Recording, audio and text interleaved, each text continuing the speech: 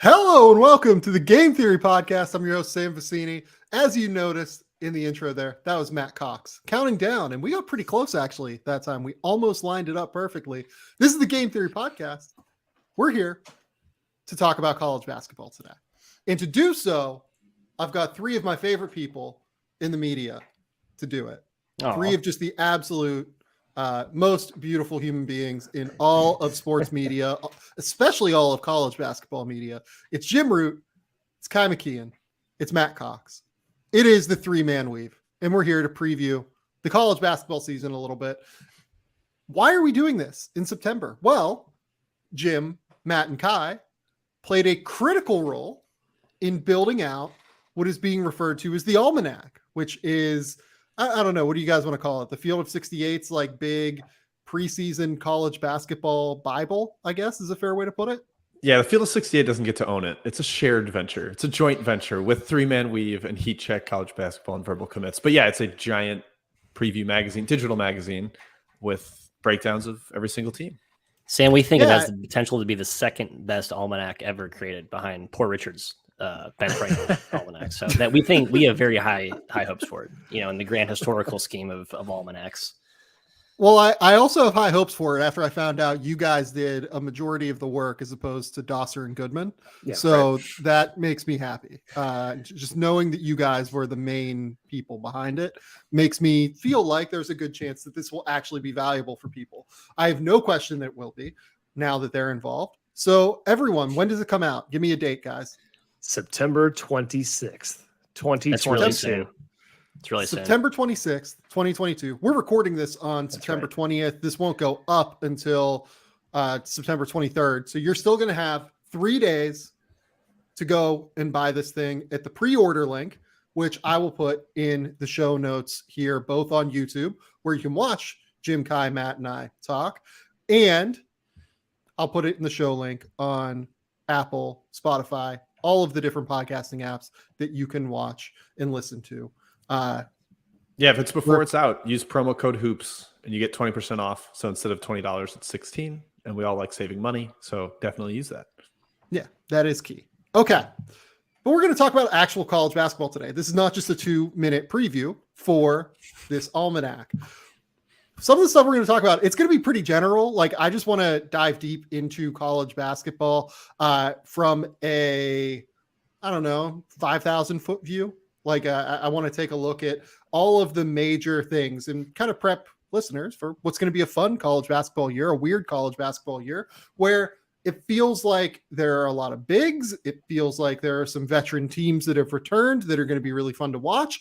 And then there's an influx of a interesting freshman class. I don't know how strong in general the freshman class is, but I think that there is a lot of real talent. So let's just kind of go around. I will start with Kai. Oh, where do you see college basketball sitting right now? I mean, how do you just kind of see what college basketball is in 2022, 2023? Now that we have all of these transfers, we have all of these freshman commitments, we have all of these weird things that are occurring that are new and novel to the past of college basketball. Yeah, I think it's better than ever, frankly, before UCLA and USC go to the Big Ten and ruin everything. But no, the talent level is as high as it's ever been. I think you have a deeper pool of actual contenders than you've seen in the past, especially Final Four contenders.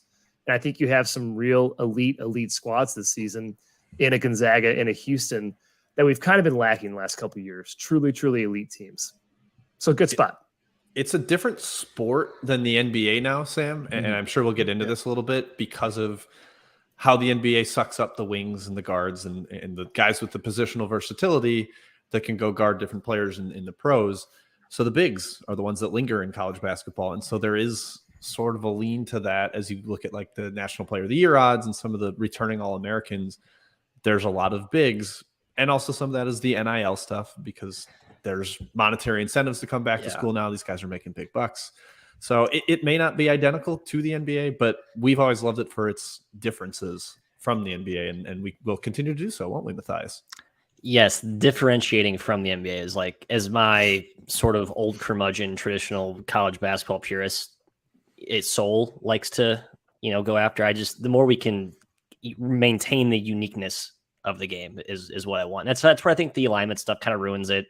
The transfer market, while necessary evil, I think does rub fans the wrong way. And the fact that they don't kind of attach themselves to players that they watch year over year and grow like within the continuity, like the Kansas mid-O's teams, right? Guys would be there for 20 years. I worry about like the old purist fans out there getting turned off, but I think everything that's changing is like a good thing for the game long-term. And like it was going to happen inevitably. So why try and swim against the current, I guess. Yeah. It's interesting. Like it feels like college kind of took some pieces from the NBA in terms of player movement and like being able to make money and, added some of those pieces in terms of roster building. And honestly, I think that like, that's the stuff that makes the NBA a year-round sport in a big way. Right. And has like kind of dominated conversation. So I think it was really smart in many ways to continue to allow college basketball to have some breadth within the marketplace and within just like the news ecosystem in terms of value. Yeah. And then on the other side, on the court, it's just diverging further and further away from college or from the NBA, which is really interesting in and of itself, just in terms of bigs, post-ups. Like Zach Edey is probably not going to play in the NBA, but he is going to be one of the most valuable players in college basketball this year. Armando Bacot, Drew Timme. These are guys that the NBA just frankly weren't all that interested in. Otherwise, they would be in the NBA right now because you can make more money in the NBA in some cases, maybe not Drew Timme's case, than in college. So it is interesting to see where it feels like they've picked and chosen little spaces from the NBA and from professional basketball while also diverging in real ways that allow it to maintain its own unique place within just like the sports ecosystem. I kind of love it now. Like it's beautiful. Weirdly. It's not like a 1 month, 3 week sport anymore, right? I think there is some interest and intrigue in the offseason, right? Obviously, we'll never touch the NBA free agency palooza, but it's nice to actually have some big news drops in August and July. Yeah, but transfers. You know what? Like, guys, I'll tell you this. The transfer rankings that I do every year now with CJ Moore, did them with Brian Bennett in the past. Those are the things that just slightly behind probably the draft guide get the most like views, get the most interest of anything I do all year. Wow. It has become a very real important thing to track within college basketball. Like it's more important than recruiting now, I think, for the college basketball game. But that's enough about just like the state of the game. I think people want to know about the teams. So I'll just start with this basic, simple baseline question. I mean, who is the favorite to win the national title this year? Like I can tell you based on BetMGM that Kentucky, Gonzaga, North Carolina, and Houston are all listed as co-favorites at 10-1. Again, that's from BetMGM, the sportsbook partner of The Athletic. But where do you guys fall? Because it feels like this thing is as tightly contested as I can remember. There are 1, 2, 3, 4, 5, 6, 7, 8, 9 teams somewhere between 10 and 16-1. And those are all of your 9 favorites. That is just a wild amount of like talent right there that is just tightly competing at the top. So let's start with Kai again. Who do you see as the favorite to win the national title this year? For me, it's Gonzaga. That's been my national favorite every single year, though, for the last 5 years or so. But it's true. They really don't have any weaknesses, at least as far as I can see. You look top to bottom. Drew Timme coming back for what seems like his 10th season in college, right? Arguably the best player in the country. You have Strother, who could be an All-American on the wing, possibly an NBA guy too. Sam, I have to check with your rankings on that one. And then their guard play is really good. Malachi Smith from Chattanooga was SoCon Player of the Year. Nolan Hickman, Rasir Bolton, just tons and tons of talent and depth, backcourt and frontcourt, make them my favorite. But as you said about the odds that you're seeing at MGM and other places, it really shows you how tight it is at the top this year. Something we've seen or haven't seen the last few years in college basketball. It's very competitive. A lot of different teams can win it, I think, this season. Jim? Yeah, I'll go Houston. I think of that group that you mentioned, the top 4. They're the only team whose best player is a guard, or likely is a guard. And I still lean towards that backcourt. I mean, I think the 2021 Baylor team is maybe the best college basketball team we've seen in quite a few years, maybe since 2015 Kentucky, and they just had 3 different playmakers on the perimeter that could attack mismatches, that could light it up from the perimeter. And I kind of think we'll see something similar with Houston between Sasser, Shed, and Tremont Mark. And you just know the Cougars are going to defend like crazy. They challenge every single shot. They're one of the best teams year over year in defensive 3-point percentage, which is usually not predictive or controllable for a defense. And yet Houston has found a way. So I just am very content with the coaching, the guard play, the young influx of talent that they have coming in that we'll cover a little bit too. But it's Houston for me. Matthew, where do you reside? I give it the slight edge to Gonzaga, but I think the broader point, what Kai mentioned, I'm just looking at like the KenPom Gonzaga list of teams historically. I think this could be the worst team Fuse had in the last 5 years, and it could still be the best team in the country. Like I think this is a year of no great teams, a lot of really, really, really, really good teams. So that's why I think it's fun, right? We won't be talking about this team like we talk about, like we romance about the Villanova teams, we romance about the Anthony Davis, Michael Kidd-Gilchrist Kentucky team, right? But I think this is the year where you have legitimately 15, 20 teams that have a chance, I think, to cut down the nets. I think that's right. Like it feels totally crazy. Like you look at a team like even Tennessee, like I know that a lot of the projection, like early season stuff is really, really high on Tennessee. Because their defense is basically always consistent. They have a lot of returning upperclassmen, Santiago Vescovi, Josiah Jordan-James. They bring in Tyreek Key with whatever he can get or they can get out of him. Hamwa, you have Zakai Ziegler. Like you have a lot of guys that could actually be really valuable pieces for Tennessee. Like that team is probably going to compete near the top of the SEC this year, and it feels like they're like not even being discussed. You look at, for instance, where they are in terms of like winning the national title. I think that they're something like the 15th favorite at 25-1, and that team I think has a genuine chance if some of those guys break out and if Tyreek Key is healthy. So it does. They're a mini Gonzaga of people are skeptical because of past tournaments. Like Gonzaga hasn't won, so they're not going to be. They shouldn't be the favorite. Rick Barnes hasn't made the second weekend in forever, so they can't be a favorite. But we always rebel against tournament narratives because it's such a luck-based event that you don't want to put too much into it. Yeah, no, I agree. But let's spend a minute here and talk about Houston, because I think Houston is going to be my favorite team this year.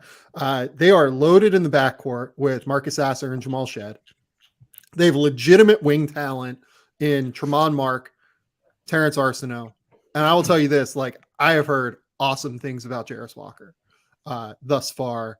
Anyone that has seen him play this offseason has just been very, very excited about what he's going to bring to the table for Houston, just in terms of playing hard, defensive ability, scoring prowess.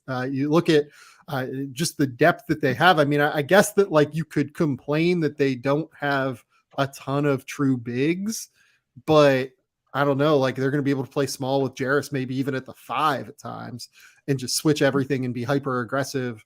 And they're going to be almost impossible to guard if they do that, because Shed and Sasser are going to have space. They're both pull-up shooters. It's going to be tough, I think, to deal with Houston this year. Well, they're so physical.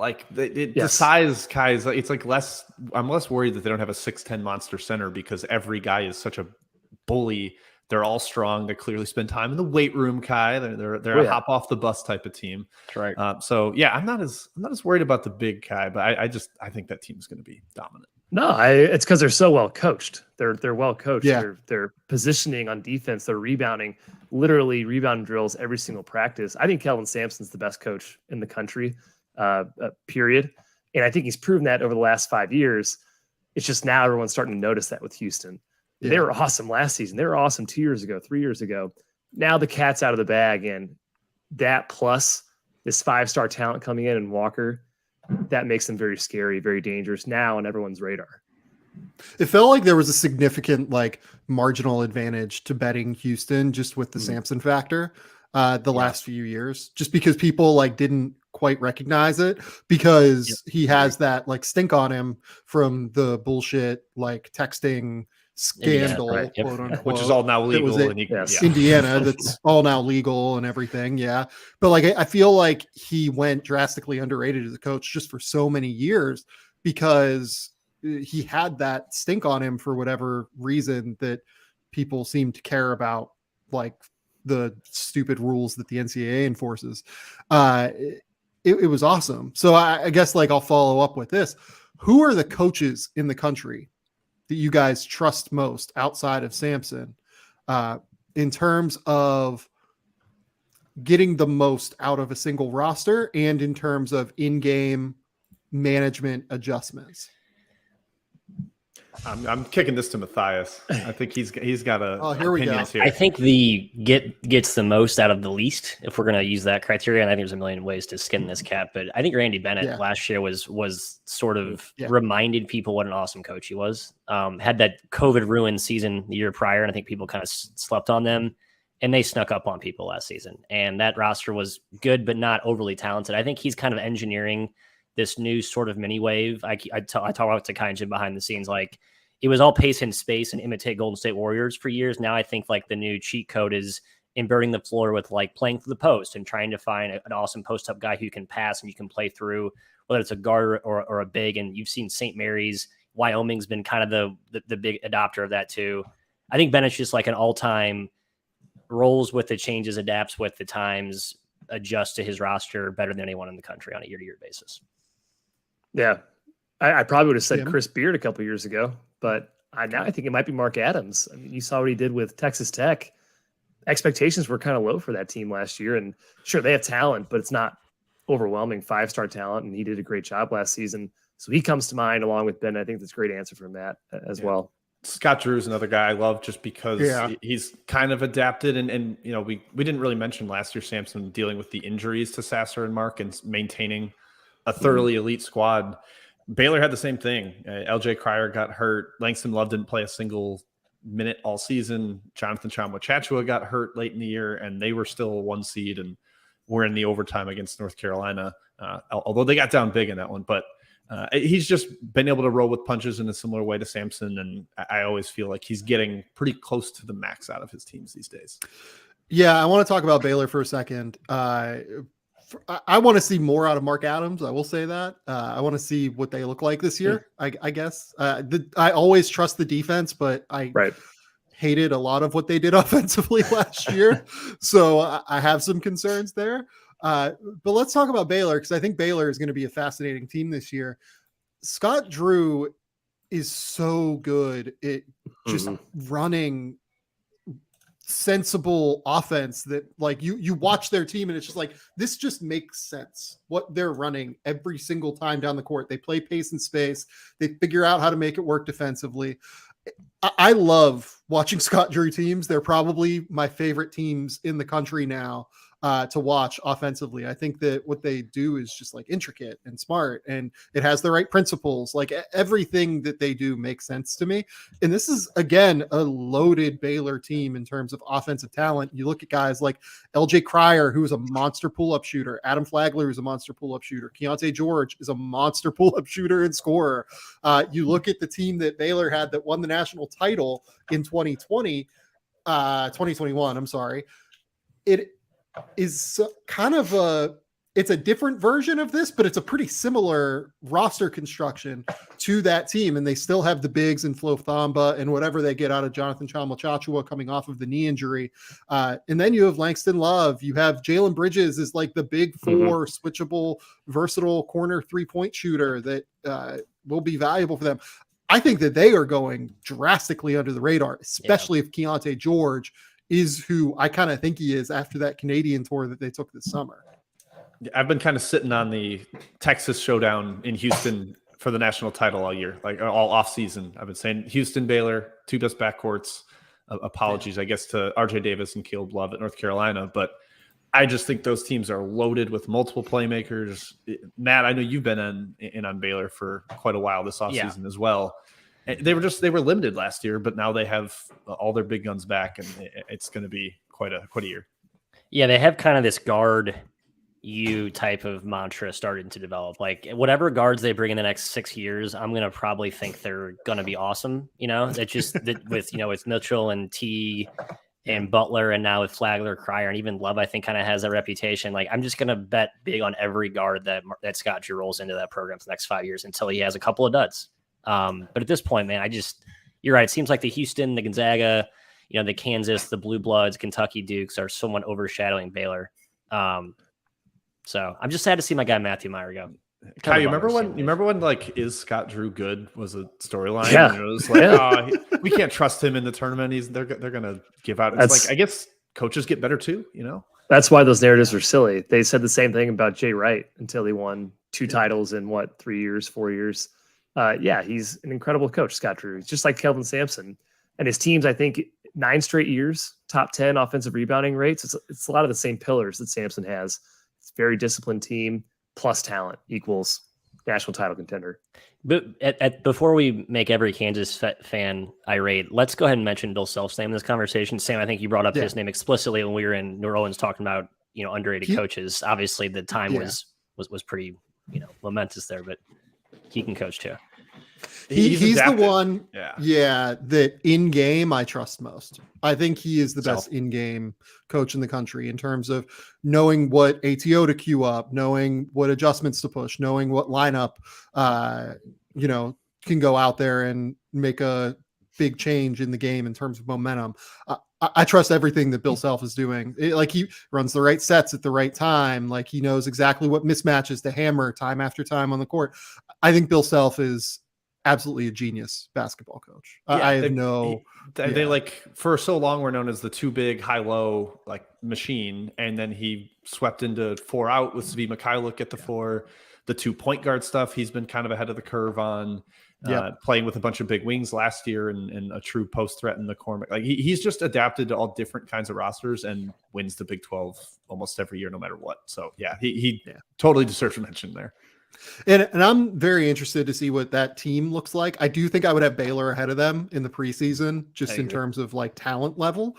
And Scott Drew, obviously, as we just talked about, is an incredible coach. I just don't know what to expect out of Kevin McCullough jumping into a more centralized, potentially offensive role. Jalen Wilson being the go-to guy now, essentially. I thought he had a great close to last year in the regular season, but I just don't totally know what to expect.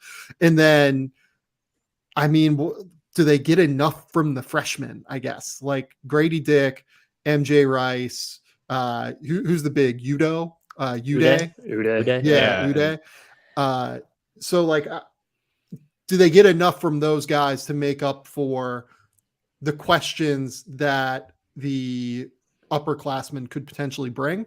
I think that they probably can, but I want to see it, I guess, is what I would say before I jump into Kansas. But Bill Self will coach them up and he will put them in the position to succeed at the very least. I think that the next place I want to go, jumping off of Kansas, is the idea of these blue blood programs, because Kansas obviously fits this bill. And then North Carolina, Duke, and Kentucky are obviously 3 of the top 10 teams entering the preseason, again, for different reasons. North Carolina returns all of RJ Davis, Caleb Love, Armando Bacot, Leaky Black, number of really high-level players that made the national championship last year. Duke brings in a freshman class loaded with bigs more than anything, with Kyle Filipowski and Derek Lively. And then Kentucky has this mishmash of both, where it's Cason Wallace and Chris Livingston coming in, but they also retain Oscar Tshiebwe and, guys like Jacob Toppin and Severe Wheeler and guys like that. So which of those 3 teams, Kentucky, Duke, North Carolina, do you trust most? I will start with Jim. I'll say Kentucky. And it's interesting with the potential change in the one and done rule. It's almost like Calipari's seen that coming and he started to adjust where he's not as reliant on one and dones anymore. He's really ventured into the portal. They've gotten some seriously key pieces out of there. They've got CJ Frederick from Iowa and Antonio Reeves from Illinois State to be their kind of wing snipers. Give them spacing around Tshiebwe, and Tshiebwe's an awesome defensive player too. Great hands. He's really mobile. Jim. No, I think he is. No, I'm not saying he's going to go be a pro level guard in space in the NBA. Watch He's the a St. good Peter's college game. They like he got obliterated by St. Peter's. DeAndre Ayton got obliterated by Buffalo too, and he wasn't a horrible defender. He ended up just fine. That's true. I agree. Everybody that Buffalo team is a TBT juggernaut, by the way. We can talk about that later if we want us to tangent. But I think Tshiebwe is pretty overrated on defense. I'll be honest. I think he really struggles in space, and I think that his rim protection isn't quite as good as what. I agree with like the hand stuff, and like he's typically like disruptive in a real way, and there is real value to ending possessions defensively for sure. But yeah, when I watch Oscar, I'm like, oh yeah, that's a guy that I think coaches can kind of scheme basically to take advantage of. Yeah, that's why he's not in the pros right now, because he can't defend in space. But I think he can still be thoroughly dominant in college. And because they brought in some shooting, like at this point, if you say Wheeler and Tshiebwe are their two best players, neither of those guys can hit a jumper. But they added stuff around them, and it sounds like Wallace is a badass in practice. He's a bulldog defender, downhill beast. So I'm excited. Badass is the right way to put it, I think. Yeah. Yeah. Okay. So for me, it's Kentucky. Matt, Kai, I'll kick it to you. Which one? Because I know Matt wants to wax poetic about Duke. That's my answer. Spoiler. Well, I'll take UNC then. Although I like the Kentucky answer because it's what I like most about Calipari teams. When he has the combination of experience plus awesome freshmen, I feel like he tends to do a lot better than just freshmen only. But UNC is a pretty easy answer because it's basically the same team that made the championship last year, and you just replace Brady Manick with Pete Nance, who might be better overall than Manick. And that's saying a lot because that guy was freaking awesome in the tournament last year. But Nance is so versatile, also a great passer, can shoot, rebound, does everything on the floor. And I keep holding out hope that Caleb Love gets a little bit smarter on the basketball court this year, stops taking too many hero shots. RJ Davis, he's more of a steady presence back there, but him and Love, for all their inconsistencies and the narrative around them, that's a pretty good backcourt and probably the best in the country.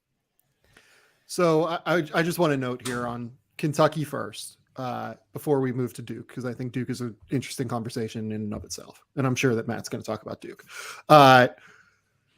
When John Calipari teams have shot at least 35% from three, their track record in the tournament. In 2019, they shot 35.4% from three, Elite Eight.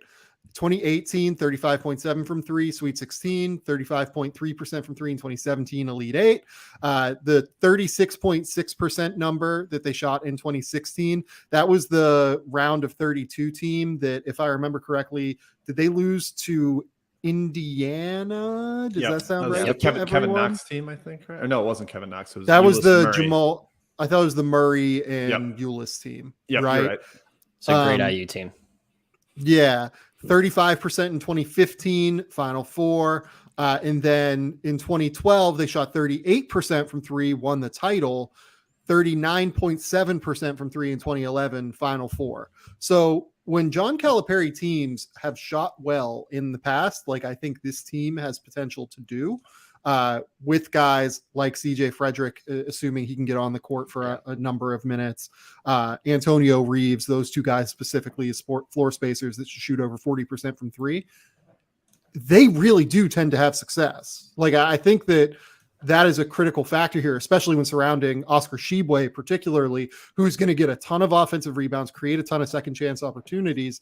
They have a chance to be a really, really good offense this year, especially when, Severe Wheeler is going to have actual space to operate with Oscar just kind of, attacking the offensive glass off of his misses because he's not the best finisher at the rim.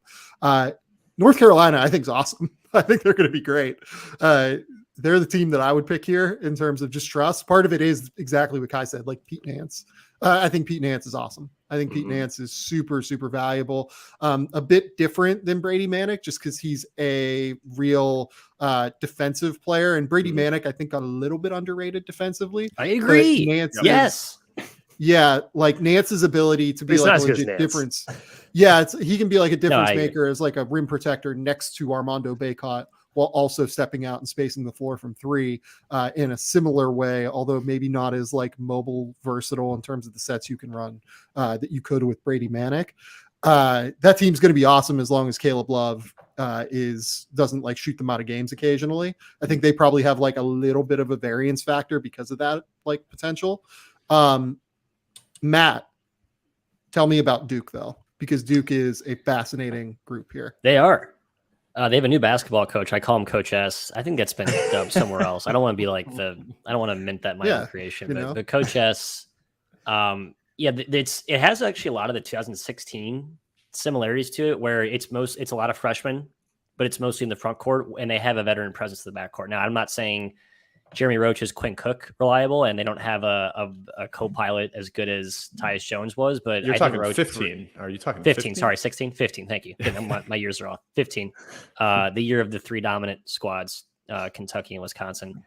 But I think Roach proved he was like an elite lead guard last year down the stretch. I think the light bulb clearly flicked on, and all of my Duke love is sort of agnostic of the fact that Jariq Whitehead's injury seems to be kind of a thing now, and I think he's pretty key to this team's success. It seems like he has all of the makings of a college player who comes in as like a 5-star, but like is college ready. Like he's not a project. He's polished, has a good feel for the game. And then just the size up front, I think they're gonna be able to protect the rim. I mean, Shire emphasized that in our Almanac discussion, like we can really protect the rim. And I kind of thought they should have done a better job of that last season with Mark Williams, but like you look at their interior defense stats, they were good, not great. I think they'll actually be better in that department this season. So they have a good high defensive foundation. I think they have a deeper, more balanced team than they had last year. And they have a coach who, quite frankly, is going to, I think, pull levers and push buttons when he needs to, as opposed to sometimes sort of reverting to rooting for the talent that he acquired. Do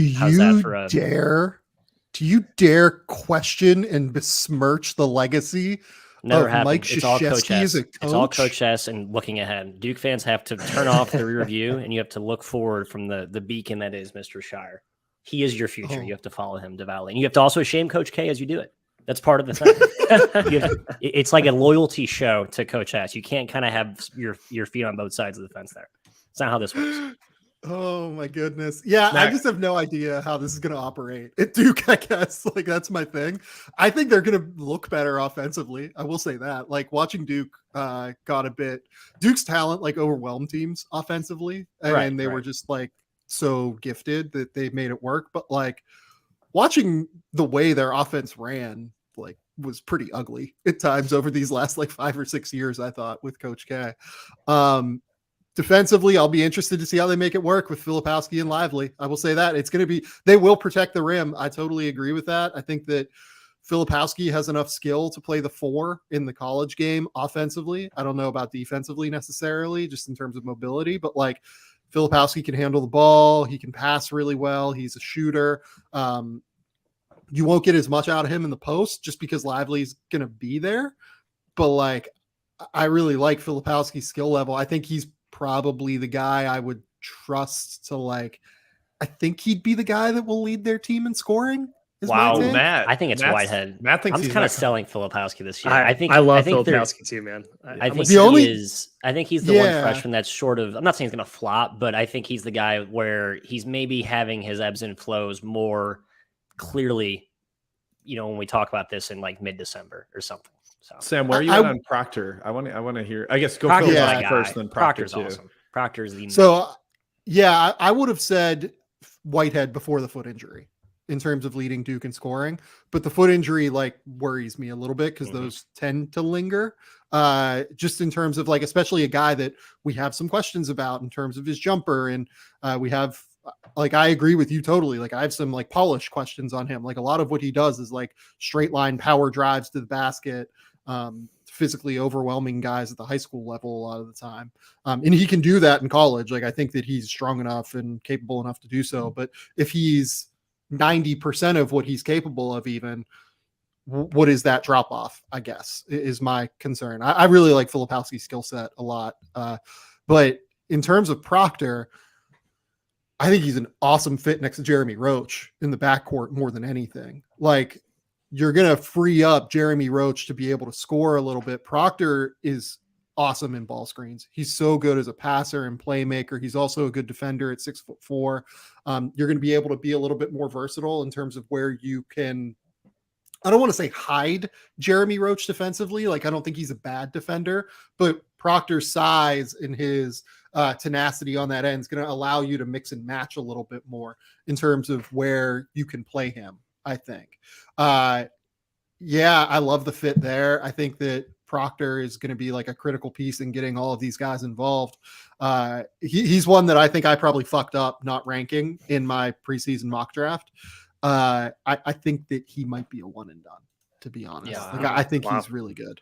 Can I ask you about Matt's Coach S take that he said on our podcast that I wanted to skewer him for?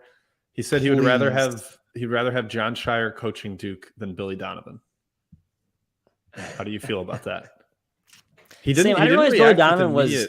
This is my thing with the NBA. Like, good coaches go from good to bad overnight, and they go from bad to good overnight. So I missed like the Billy Donovan becoming a good coach again. Like, he was like the butt of jokes for years. I thought at OKC, wasn't Chicago? OKC. Where was he?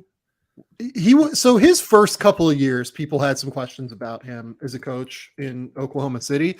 It kind of turned a little bit by the end of his tenure at Oklahoma City. Like, you look back at what was it? I think it was the 2019-20 year when they went 44-28. That was like the year that he made the 3-point guards with like Chris Paul, Shai Gilgeous-Alexander, Dennis Schroeder work. He was doing some good stuff.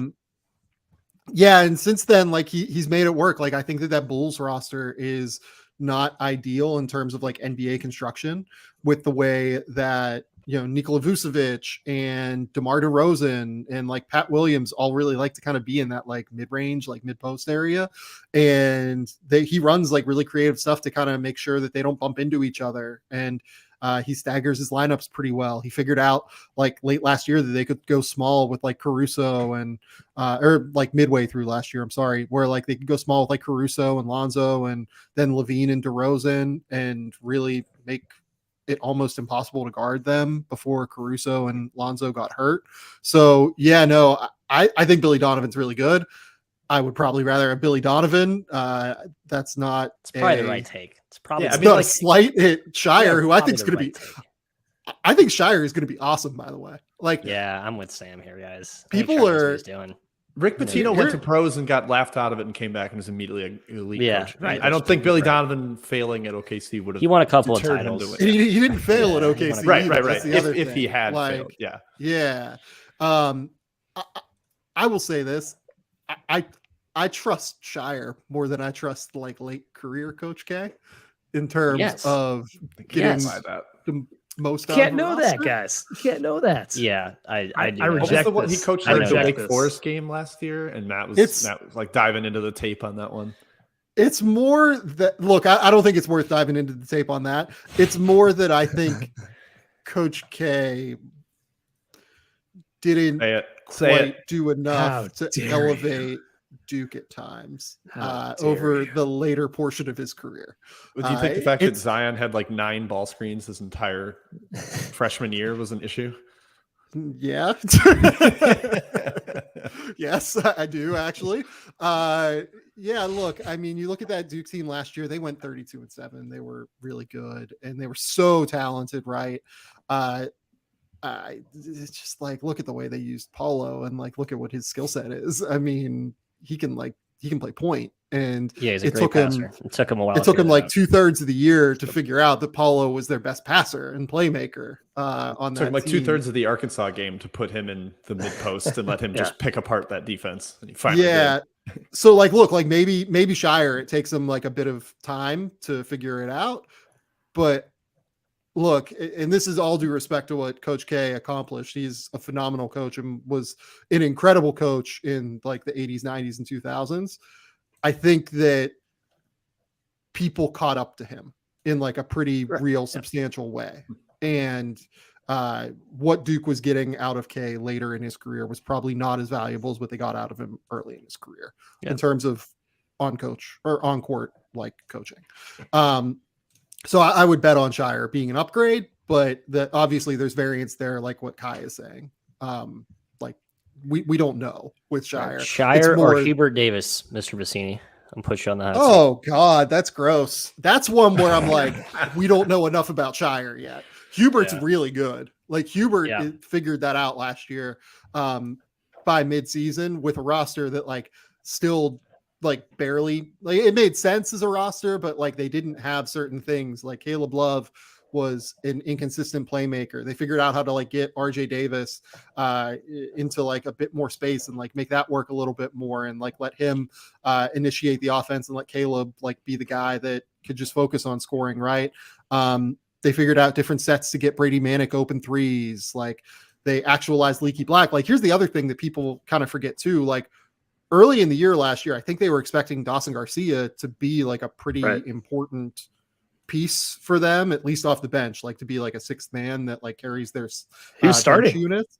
He was starting, but like you know, at the very least, I think they were anticipating that, and he just departed, and they had to adjust on the fly to something totally different. And Hubert figured it out, and like maybe you can say that limited roles and made things a little bit easier on some level, but yeah, I think that the way Hubert adjusted over the course of the season was very, very impressive to me. The answer is Hubert, Matthew. I think the answer. What? How can you be so confident in that, Mr. McKeon? It's been like because he made a national title last year. Did we just talk about how the Shire's tournament's a never coached. crapshoot? Did we just talk about how the tournament's a crapshoot? And Weren't they like the random things number happen? 3 team in the country from February 1st Yeah, onwards? they or something really- like No, they were Late- awesome. I'm not discounting that. I late don't season. think it's not like Hubert has like a decade-long track record here, and Shire has 0 track record. I think it's going to be pretty close. I think both 1 are versus very 0. good coaches. Yeah, So- I don't know how you can answer Shire right now. You can't. There's no evidence. Yeah, Okay, we're projecting. We're predicting. We're Based we're on prognosticating. what? based on the Wake Forest game, Kai. That's right. Wake Based- Forest. Based He on was a what Matt Duke- wants to see, what he hopes to see. Yeah, right. There's one thing everyone knows. It's that the Duke coaching tree never fails. And Never fails. everyone's always a really good coach that went to Duke and coached under Coach K. Yeah, there's so much Those guys competition always for work that out. to take over for K because all those guys just won like crazy at every other spot. Yes. I've brought out the bullying Matt zone here, which is beautiful. It's our Yeah. favorite part of There's our actually podcast. a good, I do there's like a good it, Wojo yes. article today, Sam, in your publication. So how timely we can promote that right now. He's chilling out in my Utah right now. Goodness, I love it. Okay, let's go to this idea that this is the year of the big man, which we've alluded to a little bit.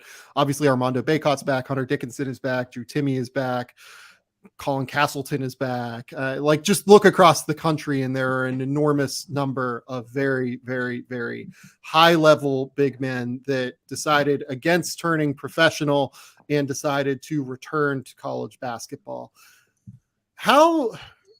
Let's start here. Who do we think is the best of those guys? And then who do we think is the most consequential decision to return to college basketball in terms of affecting the national race? I will start with Kai. Best is Timme. I've thought he's been a top 5 player the last 2 years in college basketball. Shouldn't drop off anymore. Keeps getting smarter, more experience. So Timme's my answer for best player. Most consequential, I think it's probably Armando Bacot in terms of what the team would be without him coming back and what the team is with him coming back, aka a lot of people's number 1 team in the country right now. You would not see that if he was gone. They'd probably be outside the top 10, maybe even lower. Possibly you could say Hunter Dickinson affects Michigan the same way. I think Kentucky would be fine without Sheboy, to be honest, even though I do think he's among the best players in the country. But yeah, I think it's Bacot, Matthew. What do you have? Sam's cackling on mute at that Oscar comment. That's What? Oh my goodness. What? I mean, What did I say? Look, I have some questions about Oscar, but good fucking God, Kai. They'd be fine without him. They'd be They're Kentucky. worse. They're good. I mean, look, every they would year. have. Here's the thing: if Oscar wouldn't have come back, they would have figured out someone in the portal. Right. Basically, Right. I think is the Yeah, way. and- Well, and the one thing Probably I say like the same about about UNC too. I do, but Kai, what I like about your point is I don't think Nance goes there if Bacot's not back. Like I think that's probably part of building yeah. that foundation. And I don't know for sure if Love returns if Bacot doesn't come back. Like maybe there is some sort of domino effect with them. Right. And Bacot was kind of the tone setter, the beast inside that played on the ankle and in the finals and gave them that emotional lift. So I kind of buy that as like the most impactful on national rankings. Matt, do you have a different answer? I guess Timmy's the best, right? I think we said this in our podcast. He's now like underrated because people have over nitpicked his flaws, I think, in too many big national games where he's still an awesome player and his post game is, it's otherworldly. And I think he's still actually has room to improve, and I think we'll see like some minor steps this season from Timmy.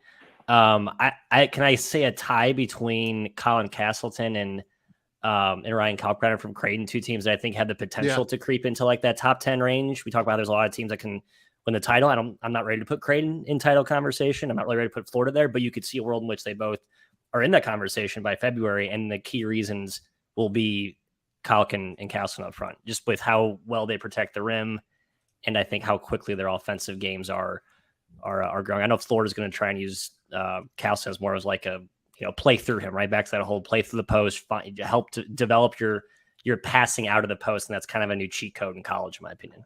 I wanted to bully Matt for saying a tie because that's such a Matt move, but I like it. I approve of the answer because we like both of those big guys.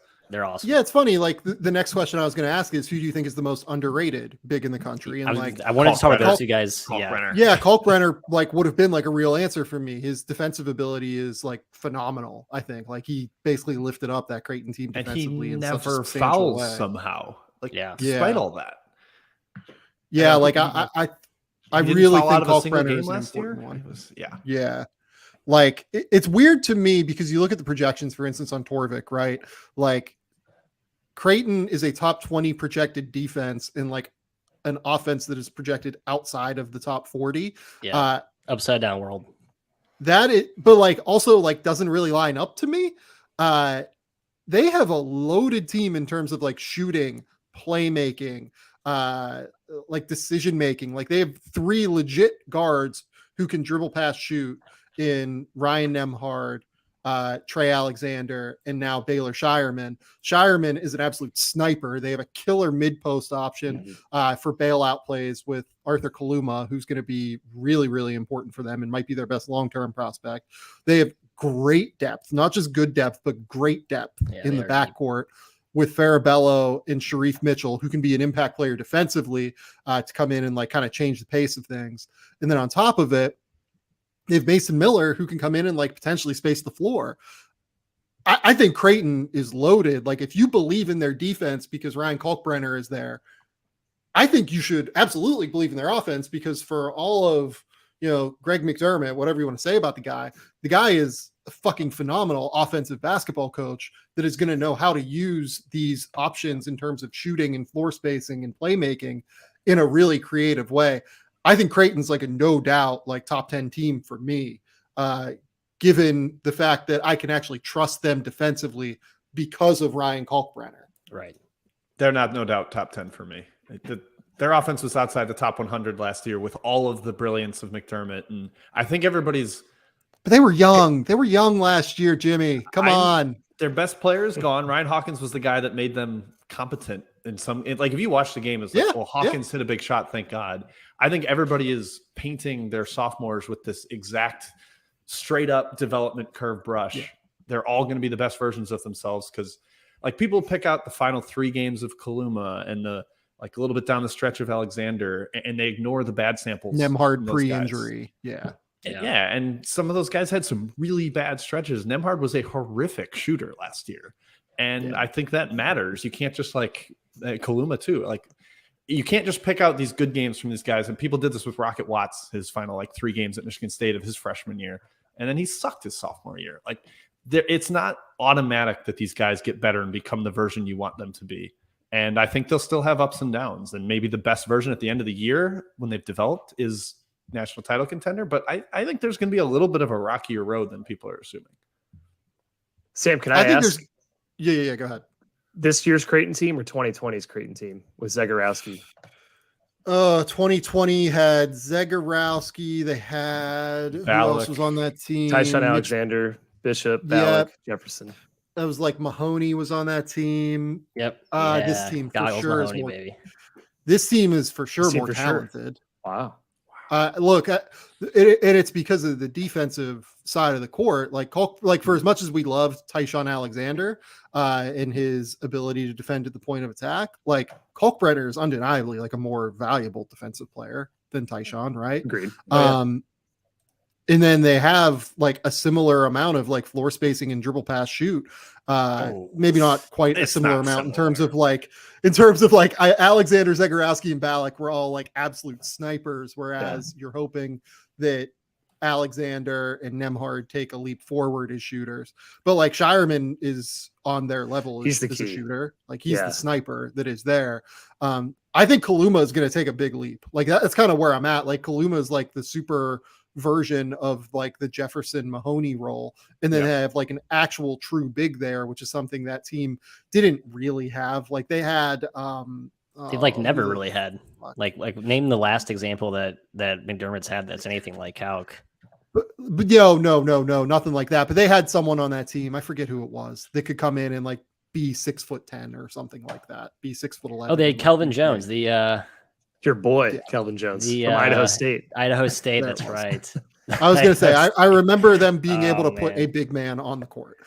This year, like they have everything they need this year from a talent perspective to be a great team if Trey Alexander and Ryan Nembhard take a leap as a shooter.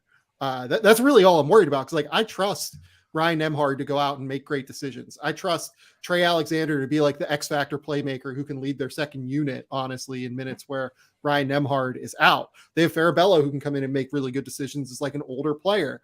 Their offense, I think, is going to run really, really smoothly just because they have so much playmaking and ball handling ability. And then they have Shireman, who's like a killer sniper. They have guys that, like, here's the thing about Kaluma. You actually have to treat him as a like real floor spacing play, like ish kind of guy, because if you don't get up on him and make contact on him early, he is going to get to the basket because he's stronger and more physical than you are. Like you have to actually touch him as he has the ball, because if you get him in a straight line driving, he's downhill and it's done.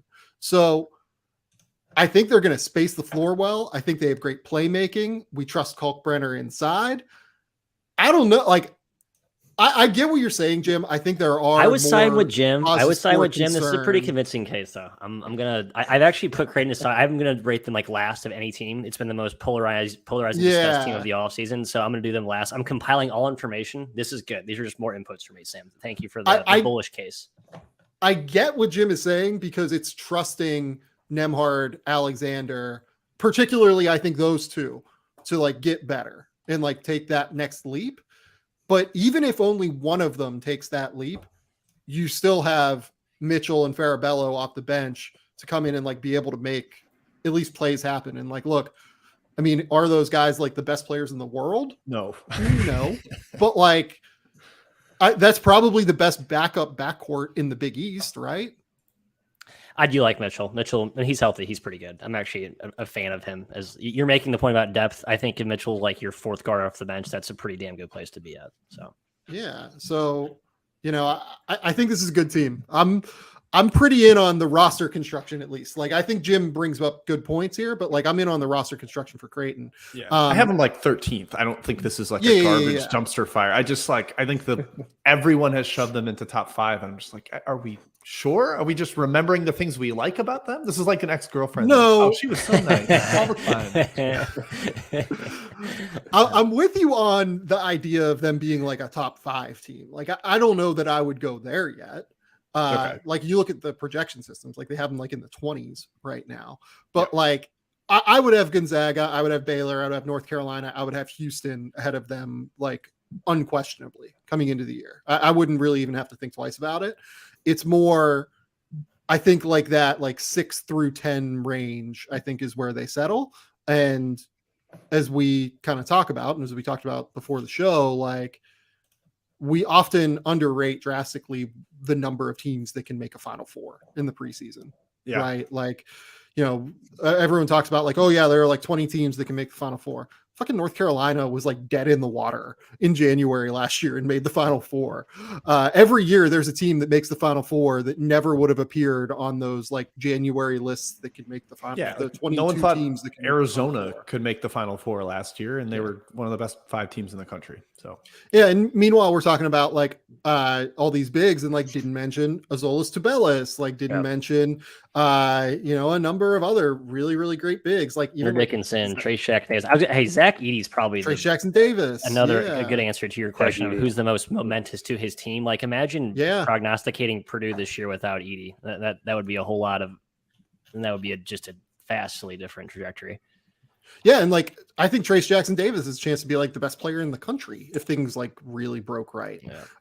He's absolutely phenomenal. So yeah, like the fact that I haven't mentioned him until now is, I think it just says how many bigs there are around the country and how different this is and how sunburnt Jim looks now because of that light that he just put on. I love that. I'm looking really red. I have not been in the sun, so I might turn it back off. Jim can like barely walk right now because of the torn ACL, and meanwhile he looks like he's just been sitting by the cartwheels the whole time. Yeah. It's a struggle. Okay, it's a struggle right now. The last question I have on the bigs is, who is this year's like breakout big man? Like the guy that you're looking at as a potential guy that nobody is talking about right now. Okay, calling me. Go. Go, Matt. Tristan Da Silva. Bangs gavel. Okay. Give me the Tristan Da Silva. I guess he was kind of awesome last year. Explain for people who listen to my podcast who the fuck Tristan Da Silva is. This isn't the three man we've brother of. He's a Colorado big guy who is going to come in the wake of Jabari Walker's phenomenal sophomore season last year. I think he's every bit as skilled, and I think he actually led the Pac-12 in effective. Like he has a chance to go 40, 50, 90 as a big. He's like skilled and fluid. I just love his game. I think he's going to be a star. Matt, have you said who Tristan Da Silva plays? Or you said for he's Colorado. In the, yes, Colorado. Okay. For people who don't know where Jabari Walker went to school. I got way too excited about Tristan Da Silva. I watched some tape of him today, and I was like, wow, this guy's awesome. I just forgot about how good he was. That's my answer. Is that too off the beaten path for this? No, I love it. Probably. It's good. Those are the kind of answers that we're looking for. Jim, give me an answer. I'm giving two names, so I hope I'm not stealing from Kai. One is Fus Traore of BYU. He's just a monster. Like he's got a 7'1" wingspan. He's only 6'7", but I call him Mini Mormon Oscar because he is a beast on both ends of the court on the glass. He's disruptive with his length in his hands, and I think he's going to be a lot better offensively this year. So big fan of him. And then the Loch Ness Monster at Cincinnati, Victor Locken. He's a 7-foot European big that started really strong last year and then kind of fell off because his first year in America, and it just didn't fully click with him defensively. But I think he's going to be a beast for Cincinnati. So there's my two breakouts. Kai, I hope you have one. Well, you guys went really off the beaten path. Kai, give some off the answers. Entire radar. Hell yeah, we did. I'll go with a guy that people know in certain circles, Deron Holmes from Dayton. Freshman last year, first team all conference last season. I think he's going to be player of the year in the A-10 this year. I think he's going to be the defensive player of the year in the A-10 this season. Dayton could be a top 25 team. If they are, you're going to learn about Holmes pretty quickly. 6'10", long, does just about everything. Yeah, I agree with Kai on both of those takes. I think that Dayton is a team particularly that I tried to target last year and took some financial losses early in the season when they lost to UMass Lowell, but I think I was just a year too early because Tamani Kamara, Deron Holmes, those guys are going to be really, really good again. That team is just absolutely loaded talent-wise for the A-10. They ended up 20-15 against the spread last year. If you stuck with them, they paid out well in A-10 play, which I did. I did not stick, unfortunately. No. I made the mistake. I got back in like later in the year, but I did not stick in through the middle portion when they were actually probably valuable at a certain point. True. My pick is Coleman Hawkins at Illinois. I love it. And the big reason why is that I think that they have enough just general talent around him to where he's just going to be able to be an absolute athletic freak for Illinois and be able to just wreak havoc everywhere. This team is loaded, like Terrence Shannon, Matthew Mayer, like Sky Clark, Jaden Epps in the backcourt as freshman guards that could be valuable. This team should have the floor spacing to where Coleman Hawkins can just like absolutely eat as a rim runner for Illinois and average like 15 points a game. I am in on Coleman Hawkins. I agree, Sam, because when Kofi was out last year, you saw how good he was at the beginning of the year. It was like, whoa, who's this guy out of nowhere? And just kind of gleaning off press conferences that I was in with Illinois, I felt like Hawkins didn't truly know his role very well last year. He was just trying to fill in the voids between Kofi and everyone else. I think this year he has a more defined, go out and do your thing, Coleman Hawkins from Brett Underwood. I think he's going to be a star too. Yeah, he can pass and shoot too. Like he's skilled. He's awesome. Illinois is good. Killer. That's a good team. That's a really good team. Okay. Who is the best guard, non-Marcus Sasser edition in college basketball? Because would we all agree that Marcus Sasser is the best returning guard to college basketball? Yeah. Yes. I would. Yep. Okay. So let's say non-Marcus Sasser edition. Who is the best returning guard to college basketball? It's Kendrick Davis. He's awesome. But he's at Memphis, and I'm curious to see how he's used there, because SMU, I mean, he was just given the keys to the car. It was score if you want to, pass if you want to, get in the lane whenever you want. You're a jitterbug. You're great in ball screens. I think Memphis is going to use him the same way. I actually talked to Penny Hardaway for the Almanac. Bring that back full circle here. And he's like, yeah, I'm not going to reinvent the wheel. Like, I watched him at SMU up close and personal. He won our league's player of the year. He's great. We're going to let him do his thing. So it's probably Kendrick Davis for me, but there's a couple fringe ones. That's my answer. Kai, what do you got? I'm going to give a bit of a cute answer here. And I'm not sure I totally believe it, but I don't think this guy gets enough credit in the national sense. And that's Tiger Campbell for me. That's who I was going to say, actually, Kai. I think he's get out of here. Awesome. He's awesome. Yeah. He's got that swagger plus the awesome hair. And he improved his shooting last year, which is one of his biggest, downfalls from the years before. Shot over 40% from three. He never turns the ball over, runs the offense really well for them. I think UCLA is going to be somehow a little bit underrated this year with him and Jaquez. I think Campbell's excellent. Sorry, I threw to the fire. When I'm picking this, I need a guy who can who's a killer and an alpha sort of way. And Campbell actually did a little bit of that last season, so I don't want to discount that. He can be a killer. He can be. But I think Davis is I can take over games by myself, and I carried a whole team for 3 straight years. And I think Davis is probably the right answer. I'll probably go Flagler. I'm going to go in that Baylor lineage of guards. Flagler's shot making is just devastating, especially in transition. Man, it's tough though. The guards are down this year. I think you're kind of, if people are like, what? These are the names you're mentioning. It's sort of it kind of speaks volumes about the lack of guard play, because your NBA, Sam, keeps poaching our. I think they're down until they're not. I think you're going to see a lot of good guard play. We just are waiting on. Cassius Winston was a no-name before he became Player of the Year candidate, right, from Michigan State. No one expected him to break out that year. He was a top 50 recruit in the country, though. We knew him, but he went to holy crap, he shoots 60% from 3 level. That's fair. Yeah, that's fair. Yeah. My pick, I think that the 2 guys that came to mind for me were Tiger Campbell and Mike Miles at TCU. I think Mike Miles has a chance to be awesome this year for TCU. He returned to school after kind of initially deciding that he was just done with college and wanted to go pro. His playmaking ability, his 3-level scoring, I would imagine he's going to try and improve on the passing ability this year. That's probably what teams in the NBA told him. I'm a big fan of Mike Miles. I think that Mike Miles and Tiger Campbell probably would have been my 2 answers. I think RJ Davis is a reasonable answer as well. I thought that was going to be cute. Kai's cute answer was RJ Davis. Is a good pick. I thought that was who he was going to go. I'll say this too. For love, but I'm the guy that the guy that I'm most excited about, or I would have been most excited about watching, was Tyrese Hunter. But I'm a little bit worried about the fit between Marcus Carr and Tyrese Hunter in Texas. The fit stinks. Yeah. I think Tyrese Hunter is a future, 2nd round pick, NBA backup guard. Just being 6 foot tall, it's hard. But I just don't know what that looks like this year, I guess is what I would say. I'm a big Tyrese Hunter fan though. Okay. Last question here. National Player of the Year odds. Those are not up at BetMGM yet, but they are up at William Hill. Armando Bacot 8-1, Drew Timme 8-1, Oscar Tshiebwe 10-1, Jaime Jaquez 11-1, Caleb Love 12-1, Jalen Wilson 14-1, Strother 14-1, Marcus Sasser 15-1, Nick Smith and Tiger Campbell 16-1, Hunter Dickinson 20-1, Trace Jackson Davis 25-1, and Monty Bates 28. EMU's going deep in the tournament this year, baby. No thoughts on that. It's a sad situation. I don't have thoughts on that. I'm laughing at the odds, to be very clear. Right. The odds are the odds insane. makers. It's not going to happen.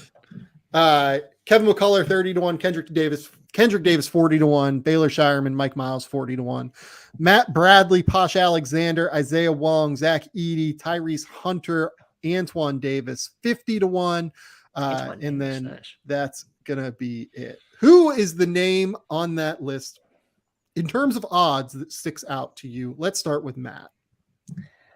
I think King Kendrick is a good bet just because I think Memphis does have pretty serious upside, even though it's an older team. I actually think this team has quite a bit of upside despite being older. And he's a guy. Can you sell me on that real quick? Because I'm struggling with that take. You're not a Memphis guy this year? I don't love the talent. I love the athleticism. I don't love the talent. Jim has a good, well-baked Memphis take. I don't want to recite his points, but I think Kendrick, I'll paraphrase what he says much more eloquently. He kind of solves a lot of their issues, and I still think they have a lot of rim protection.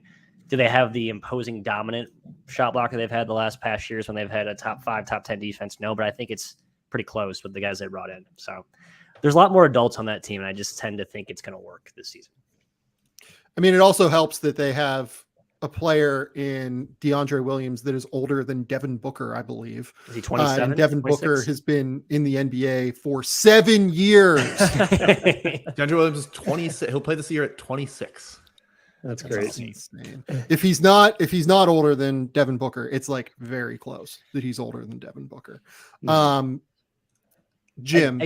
Sorry, Nick Smith was going to be my actual answer. Ahead. I think Nick Smith has major star breakout potential, and Arkansas has a lot of that cachet to him, and they're going to only play like 7 guys for the final 2 months of the year, and he'll put up video game stats. I think Nick Smith's a special player. Yeah, I think he could be a holy cow. I won't steal your answer, Sam, because I think I know who you're going to go with, and I kind of tend to agree with it as the best value. No, go ahead, because I have another one. Go ahead. Okay, well, I was going to go. I'll give a down the board bet too, but Sasser is the guy I love. I think he could emerge as best guard on best team. I obviously beat the drum for Houston earlier, so I've got to give Sasser a little love here. He's the shooting star for a team that maybe is a little starved for perimeter shooting. He's going to be very important in that regard. So 15-1, a little down the line from all those big men I kind of like.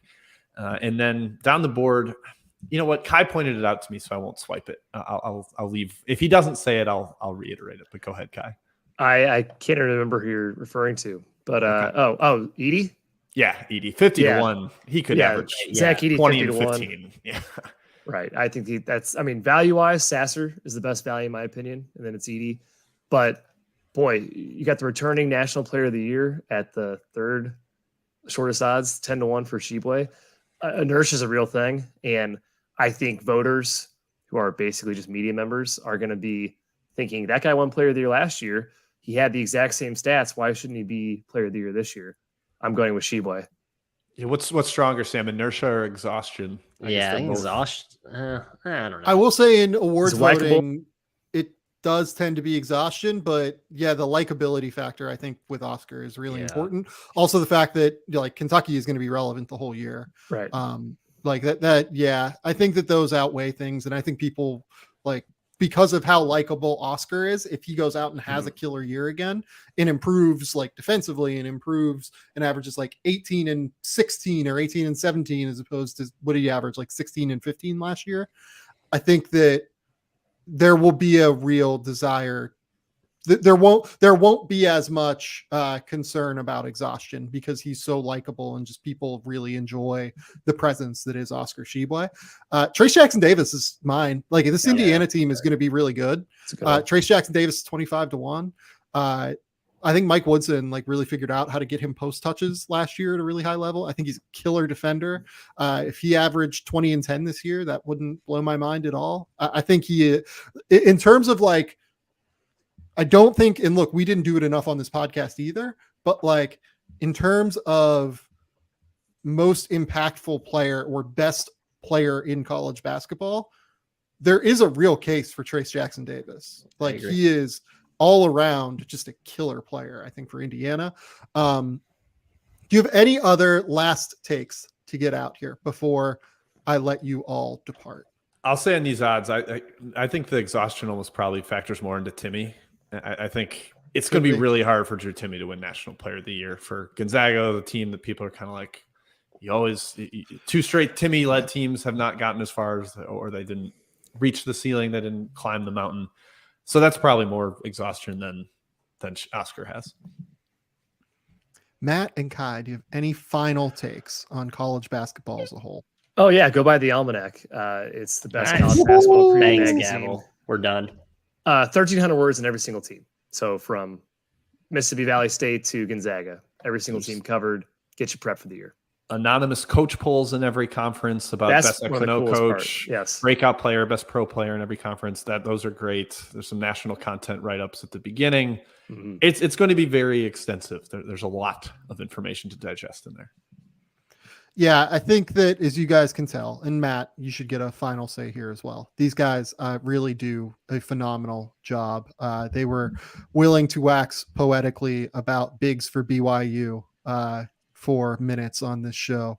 And Matt didn't have the context to understand that nobody on the podcast knew who the fuck Tristan Da Silva is.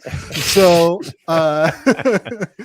Matt, your last. That was my final thought. I was like, make sure you guys go Google Tristan Da Silva. He plays for Colorado. It's a school in Boulder. It's a very nice city. You can indulge in some extracurricular activities, enjoy the mountains and such, and kind of take it all in while you're there. That's my final 2 cents of wisdom for the listeners out there.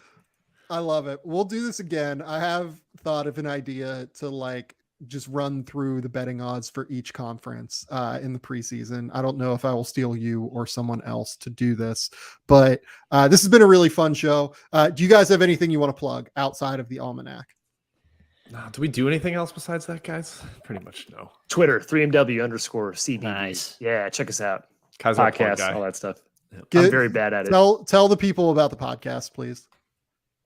Yeah, our podcast, 3-Man Weave, college basketball podcast. Every single week, previews, hit on games during the year, betting lens, and also from a news perspective and an insight takes perspective on college basketball. It's a very on-court focused. Yes. We're not really plugged in insiders like Matt Norlander and Gary Parrish do. We're not comedy like the Titus and Tate. Like we're trying to look at the games and analyze. Well, yeah. We're the PBS of college basketball. We're the CNN of college. That's tough. That sounds tough, right? Yeah, I'm gonna. Sam, you can edit that out, please. I'm trying to sum up how you guys describe this. Like, we're not that cool, and we're not. That you guys see why they bully Matt? We're the History Channel of college basketball. Yeah, the History Channel, National Geographic of college basketball. We're the Shark Week of college basketball podcast. There you go.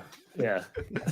This has been the Game Theory Podcast. Please remember, rate, review, subscribe, do everything you can to support the show. We will be back next week with more. I believe the first show next week will be a Spins episode on the draft in some way, or another idea that we've been thinking about. And then Wednesday and Friday, we will have some early NBA training camp stuff.